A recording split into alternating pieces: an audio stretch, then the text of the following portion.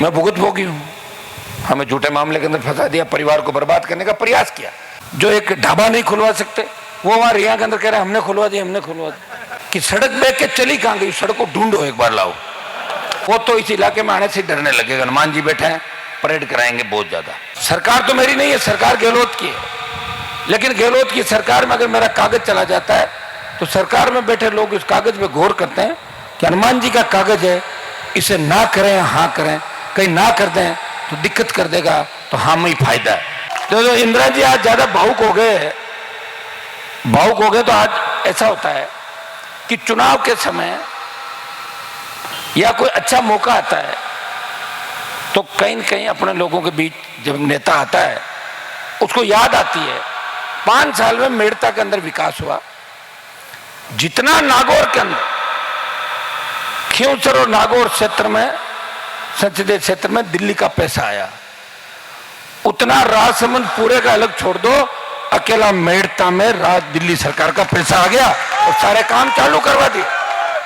ये मानक जी बैठे गोटन का जो रातड़ी आसोब से होता हुआ मेड़ता का जो रोड लगेगा बिना टोल के, शानदार रोड शुरू हो गया। समय लगता है क्योंकि आजकल क्या है कि जो चोर बेईमान ठेकेदार है वो तो इस इलाके में आने से डरने लगे। हनुमान जी बैठे हैं, परेड कराएंगे बहुत ज्यादा। कॉपी नहीं डालते हैं, मना के कॉपी डलवानी पड़ती है कि कॉपी नहीं दे। आप तो कहते हो काम नहीं हुआ, तो कहते हैं भाई थोड़ा बहुत ठीक करके, बोले साहब नहीं, शिकायतें बहुत होती है वहाँ, काम हम गलत नहीं करेंगे तो खाएंगे क्या। अरे इतना बिलो मत डालो भाई, 20%, 30%, 40%, तो लोग हमसे जवाब पूछेंगे। सड़क बनी महीने बाद सड़क का पता ही नहीं चला। एक सड़क देखी थी मैंने परबतसर डेगाना के बीच, आपके भैरुंदा की सड़क, जो बरसात के अंदर बह गई सड़क, रामनिवास जी पूरी सड़क बह गई। मैंने शिकायत करी उस सड़क की। मैंने कहा मुझे इस बात की चिंता है कि सड़क बह के चली कहां गई, सड़क को ढूंढो एक बार लाओ। तो पता लगा कि सड़क बनाने वाले अपने ही लोग थे, अपने मतलब किसानों के लड़के थे। मैंने उनको पकड़ा, ये क्या क्या साहब मर जाएंगे। तो मर कैसे जाओगे, तुम्हें किसी ने रोका नहीं क्या। बोले रोकते क्या साहब, जो एमएलए साहब थे उनसे बात हो गई थी हमारी डेगाना परबतसर, इसलिए हमने क्या सोचा कि आप भी आ जाओगे इधर। तो मैंने कहा मैं तो कहीं भी आ सकता हूँ राजस्थान में, मेरी पार्टी है भाई, मैं एमपी हूँ। जिधर रोड पर देखूँ कब बनी, कैसे बनी, क्यों बनी रोड खराब, तो जांच आ जाती है। तो ये स्थिति थी। फिर 2 महीने का समय मांगा और सड़क को ठीक किया। 1 करोड़ रुपए अगर पर किलोमीटर किसी रोड का मिले और वो सड़क 3 महीने भी नहीं चले, वो रोड का पैसा किससे वसूलेगी सरकार? जनता से। टैक्स किस पे लगता है? आपके ऊपर। हर जो ये करा ना, बड़ी ये फ्री कर दो, वो कर दो, ये कर दो, ये टैक्स आपको ही देना पड़ रहा है। किसान का मूंग, किसान की मूंगफली अगर बाजार मंडी में जाती है, थोड़ी सी दागदार हो गई, ये तो दागदार वापस ले जाओ। ये तो मैं बैठा हूं आपके 15-20 साल से प्रयास कर रहा हूं, कोशिश कर रहा हूं। नहीं तो जिस तरह के लुटेरे नेता है और जिस तरह का सिस्टम है, कई अधिकारी नागौर में पोस्टिंग तो करा लेते हैं, उनको बाद में पता लगता है या नागौर गलत आ गया तो हनुमान बैठा हुआ है, हमने सोचा वैसा ही नागौर होगा पहले की तरह। तो मौज मस्तियां नहीं कर पाते, और अति कोई करेगा उसको भुगतनी पड़ेगी। रिया के अंदर जब मैं मेड़ता कॉलेज में आया था, ये छोटी बहन आयुषी बैठी है, रामनिवास जी, ये सरपंच साहब बीजा था, 50-60 लोगों ने कहा कि रिया में कॉलेज खुलवानी है।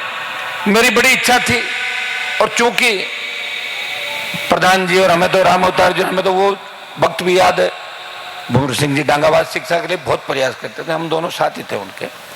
मेड़ता में पहले लोग कॉलेज नहीं बनना देना चाहते थे, लोग चाहते थे कि मेड़ता में एजुकेशन नहीं हो, शिक्षा नहीं हो, ताकि मेड़ता के लोग पढ़ लिख के आगे नहीं आए। ये सोच कैसे आई, क्या आई, आप भी जानते हो। हमारे पुराने नेताओं ने प्रयास नहीं किया, और उन्होंने प्रयास करके इस कॉलेज को बनाया मेड़ता के अंदर। कॉलेज बनने से सोच बदली, हमारे बच्चे पढ़ने लगे, हमारी बेटियां पढ़ने लगी। लेकिन रिया क्षेत्र के अंदर जहां सबसे ज्यादा बजरी हमारी निकलती है, खेत हमारे, बजरी को बजरी माफिया ले जा रहा है, सारा सारा पैसा लूट। उसके खिलाफ राजस्थान में किसने लड़ाई लड़ी? एक व्यक्ति ने लड़ाई लड़ी, उसको भगाया। आप आराम से काम करने लगे, इतने माँ आपस में लड़ लिए। मैं क्या करूं बताओ मुझे? अरे मैं क्या करूं? मुझे ये भी चिंता करनी पड़ती है कि आप लोग जोश में होश भी रखो। एक बजरी माफिया को भगा दूंगा और अपने आपस में अगर लड़ लेंगे तो क्या फायदा है इन बातों का, बताओ। सोच समझ के अगर निर्णय करें तो तकलीफ नहीं पड़े। रिया की कॉलेज की बात इन्होंने करी। इन्होंने हमें कहा कि डेगाना एमएलए साहब लंबे समय से लोड़ा दे रहे हैं हमारे को, कि रिया में कॉलेज में बनवा रहा हूं। साहब ये तो नहीं है। मैंने कहा बिल्कुल नहीं है, सरकार तो मेरी नहीं है, सरकार गहलोत की है। लेकिन गहलोत की सरकार में अगर मेरा कागज चला जाता है तो सरकार में बैठे लोग इस कागज पे गौर करते हैं कि हनुमान जी का कागज है, इसे ना करें हाँ करें, कहीं ना कर दें तो दिक्कत कर देगा, तो हाँ में ही फायदा है। तो मैंने कहा कि मैं रिया के कॉलेज की घोषणा कर रहा हूँ। घोषणा तो मुख्यमंत्री कर रहा है, मेरी आदत कर दी मैंने घोषणा। बड़ी दिक्कत हुई, कांग्रेसी पहुंच गया वहां। अरे साहब हनुमान जी ने घोषणा रोक लो एक बार इस बजट में, अगले में कर लेना। अगले में कैसे, इसमें ही करनी पड़ेगी भाई। रिया में कॉलेज खुलवाया, कॉलेज खुलवाने के बाद किसी ने कहा कि कांग्रेस के जो नेता जो एक ढाबा नहीं खुलवा सकते, वो वहां रिया के अंदर कह रहे हैं हमने खुलवा दिया, हमने खुलवा दिया। ये बात सही है, उनको नहीं पता कॉलेज कहाँ खुलती है। उन्होंने प्राइमरी स्कूल नहीं खुलाई कभी जीवन के अंदर, कौन से काम करते थे सब जानते हो आप। लेकिन ये लोकतंत्र है, इसमें कोई व्यक्ति खड़ा होकर कह सकता है कि मैंने ये काम कराया, और अच्छी बात है। मैं चाहता हूं कॉलेज खुलवाई, एक और कॉलेज खुलवाओ। पहले जब मैं आया था, मेरे और मेड़ता और मुंडवा के अंदर सबसे ज्यादा आपसी झगड़े होते थे। मैंने एक प्रयास किया, मैं भुगतभोगी हूं, हमें झूठे मामले के अंदर फंसा दिया, परिवार को बर्बाद करने का प्रयास किया।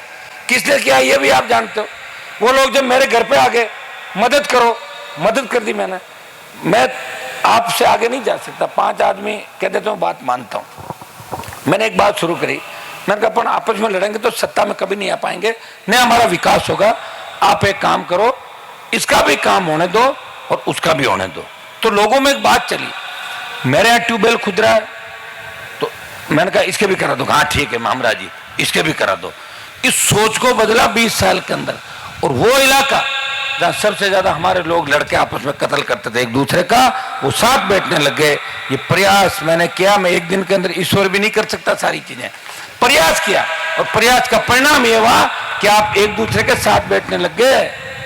पहले जाते नहीं थे एक दूसरे को देख के कि उस शादी में वो तो मैं नहीं जाऊंगा। तो इसमें बदलाव किया, समय लगता है। एक आदमी को अगर कह रहा हूं बदलाव करूंगा, तो राजस्थान की जो परिस्थितियां, यहाँ आदिवासी अलग ट्राइबल बेल्ट है।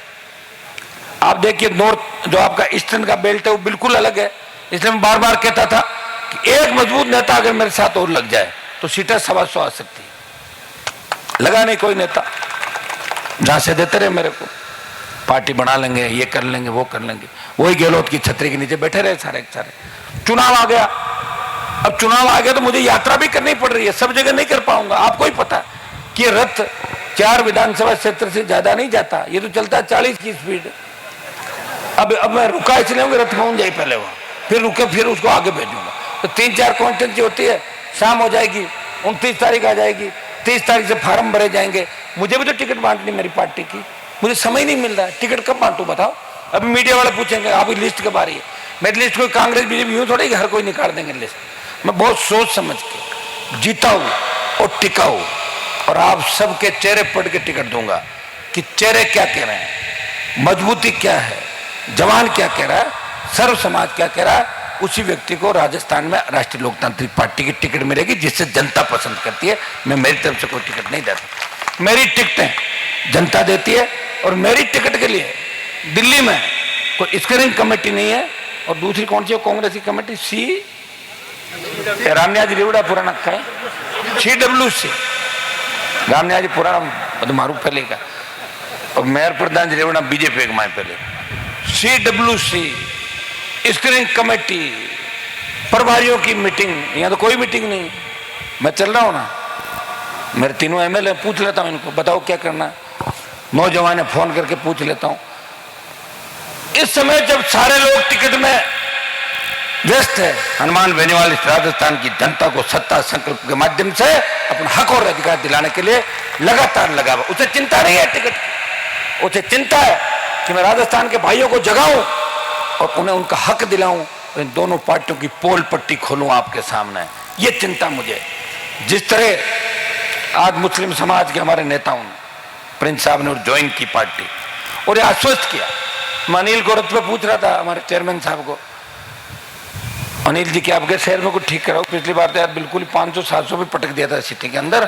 तो कह रहा है आपका ठीक है। मैं इतना तो काम भी करा रहा हूँ यार, कम से कम ये तो देखो कि नागौर के पार्टी RLP पार्टी कहाँ की है बोले साहब आरएलपी पार्टी को बनाने वाला नागौर जिले का है। यही बहुत बड़ी बात हुई, राजस्थान में पार्टी का बना पाए लोग, इस चीज की वोट दे दो आधे तो। हनुमान जी ने पार्टी बनाई, हमारा भाई है, जब चाहते मिल जाता है, प्रयास करता है, किसान जवान टोल की बात करता है, भ्रष्टाचार के खिलाफ बात करता है, अपराध के खिलाफ बात करता है, सबको साथ लेके चलने की बात करता है। मेरे घर के दरवाजे सर्व समाज के लिए खुले में। हाँ, एक मेरी आदत है कि मैं थोड़ा सा हैंग हो जाता हूँ चलते चलते। हैंग तो एप्पल का फोन भी हो जाता है, अभी 13 प्रो 14 अब आया 15, थोड़ा ज्यादा करो हैंग। एक व्यक्ति है, कितना लोड है उसके ऊपर बताओ। एक परिवार को चलाने के अंदर 2 भाई 3 भाई होते हैं, वो भी नाराज होकर रूठ जाते हैं, बैठ जाते हैं। एक व्यक्ति सबको साथ लेकर चल रहा है। मेरे पास कोई सेठ साहूकारों की फौज नहीं जो मुझे अभी फाइनेंस कर रही हो। चुनाव में साधन संसाधन बहुत बड़ी आवश्यकता होती है। बिना साधन संसाधन के धन्यवाद दूंगा राजस्थान के किसान के बेटों का कि जब भी 5 लाख की रैली कराई, 3 लाख की रैली कराई, छात्र संघ के जब चुनाव बंद हुए, कोई नहीं बोला राजस्थान के अंदर। एक व्यक्ति बोला ये किसान के बेटे हैं, ये अध्यक्ष बनने चाहिए, ये लोकतंत्र की पहली सीढ़ी है, चुनाव बंद नहीं होने चाहिए। 1 महीना बराबर छात्रों के लिए लगाया राजस्थान को। वो 1 महीना मैं चाहता तो 1 महीना पहले यात्रा पूरी कर लेता, लेकिन मैं कोई बात पकड़ता हूं उसको बीच में नहीं छोड़ता, प्रयास करता हूं। और मैं छोटे भाइयों को आश्वस्त करता हूं कि छात्र संघ चुनाव तो सरकार को कराना ही पड़ेंगे। अभी उनके हाथ में कलम है, कलम की ताकत है। चुनाव होंगे, आप थोड़ा वेट एंड वॉच करें, लेकिन आप इस चीज की तरफ ध्यान दें कि कांग्रेस का संगठन है, बीजेपी का संगठन है, लेकिन कांग्रेस बीजेपी का कोई नेता छात्र संघ चुनाव कराने के पक्ष में नहीं बोला। राजस्थान के अंदर एक ही व्यक्ति लड़ा, राजस्थान में दर्जनों रैलियां की। और जयपुर के अंदर जब रैली थी तो जब आप की तरह हम बैठे थे, बरसात आ गई, डोम नहीं लगाया, भीग रहे थे बच्चे। जब बच्चों को भीगते हुए देखा तो मैंने कहा मैं ये भीग रहा, मैं यहाँ मंच में अच्छी बात नहीं, तो मैं भी 2.5-3 घंटे उनके साथ भीगा था। नेता तो चुपचाप चले जाते अपनी गाड़ी के अंदर, ये लोग नेता जी भीग जाए, माए ले लो नेता जी। मेरे को अंदर नहीं, मैं उनके साथ भीगा। आपने देखा होगा, दुख सुख के अंदर छोड़ के नहीं गया कभी आपको। ये मेरे संघर्ष का ही परिणाम है कि कुछ व्यवस्था ठीक हुई नागौर के अंदर।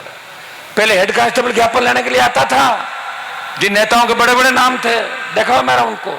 98-99 में जब आया था तो मैं एक प्रदर्शन को लेकर एसपी ऑफिस में घुस गया, 150 को लेके। जब एसपी का ऑफिस उधर होता था पीछे, ये बाद में नया बना था, तो मैं गया तो होचपोच हो गया एसपी सारे सीआईडी कि यहाँ कोई ऐसे आ सकता है क्या। उसके बाद रोज काम चालू हो गए।